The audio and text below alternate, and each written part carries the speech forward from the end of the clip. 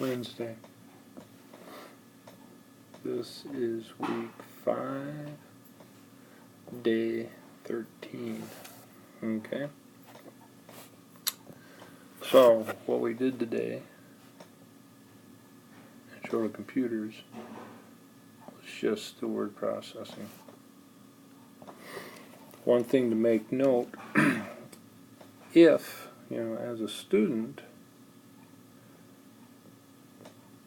in order to do the word processing, we did an assignment where you've got to, learn about word processing, at least what's expected, gives you all the objectives.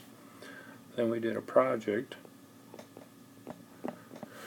which applied those objectives, okay, and then we do a skills-based assessment, which is another application of the objectives.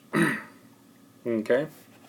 And in between here, we do some group work to solidify some of this work, and to work a little bit on collaboration. A group working together to produce a product, which is pretty common in the world. Alright, on Friday, let's take a look at Friday coming up. Outline section 3.1 and 3.2. You should have watched the videos and filled those in. That makes discussion much more interesting and complete in class. So that's part of that preparation for class.